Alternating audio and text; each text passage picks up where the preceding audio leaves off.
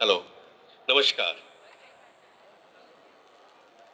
Honourable chief guest Shri Yogesh Bhatt, सूचना आयुक्त, government of Uttarakhand.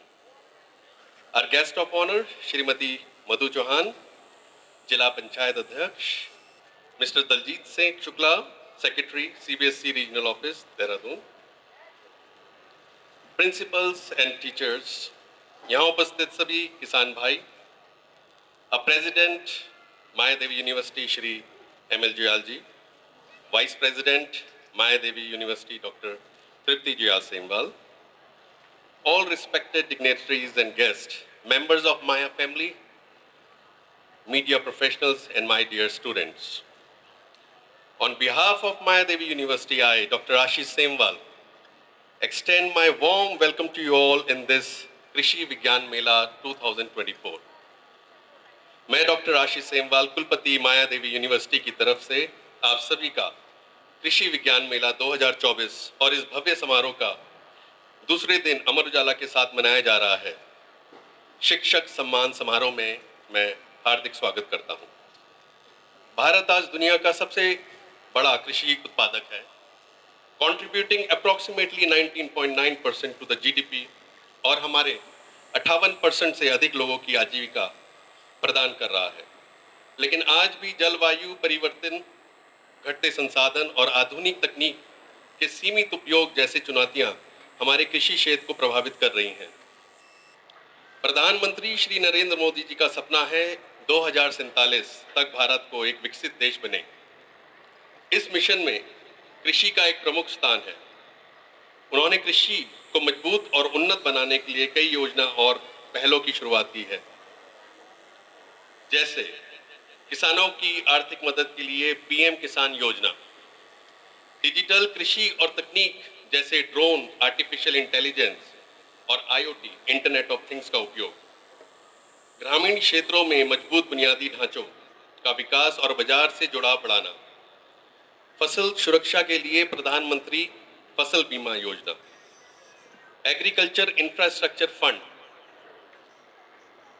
राष्ट्रीय मधुमक्खी पालन और शहद मिशन, नमो ड्रोन दीदी scheme, mission for integrated development और हॉर्टिकल्चर MIDH।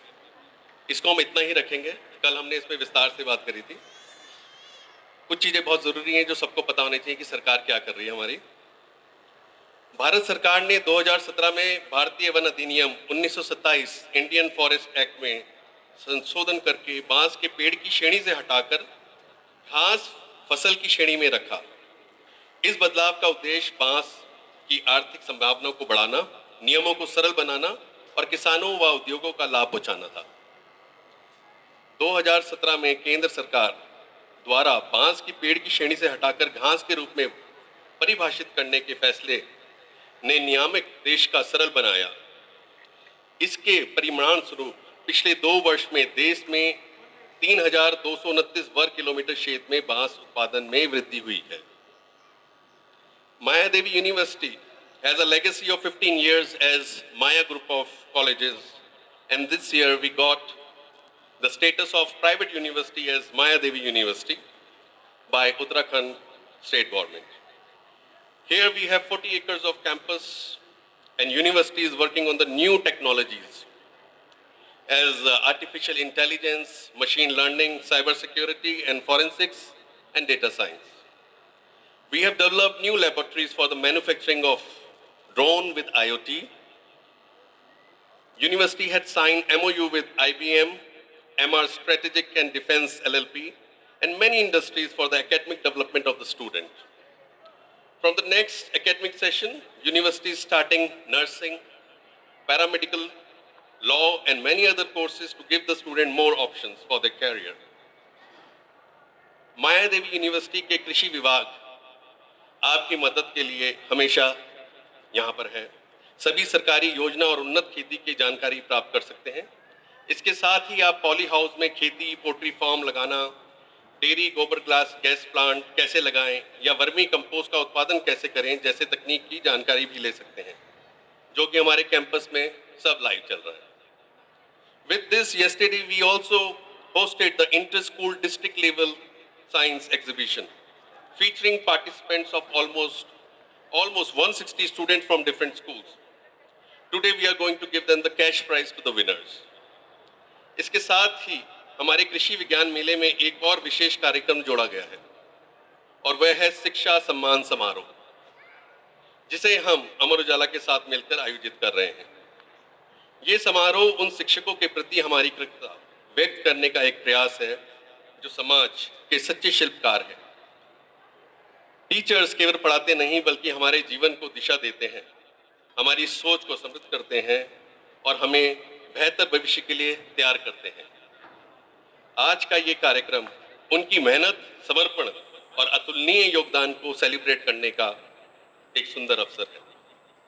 हम ये संदेश देना चाहते हैं कि उनका योगदान अमूल्य है और हमेशा सराहनीय रहेगा। आप सभी को इस कार्यक्रम में भाग लेने के लिए हार्दिक धन्यवाद। माया देवी विश्वविद्यालय की ओर से मैं सभी को एक बार फिर से स्वागत करता हूं और कृषि विज्ञान मेला 2024 की सफलता की कामना करता हूं। On behalf of Maya Devi University, I once again welcome you all and wish कृषि विज्ञान मेला 24 a great success. धन्यवाद। जय हिंद। बहुत बहुत आभार वीसी सर। और वीसी सर ने इस मेले में क्या क्या हुआ ये भी बताया और भारत सरकार और हमारा उत्तराखंड सरकार क्या कर रहा है काश्तकारों के लिए, किसानों के लिए। खेती किसानी में बहुत सारे प्रयोग हो रहे हैं और उन प्रयोगों को इन 2 दिनों में हमने आप लोगों तक पहुंचाने की कोशिश की।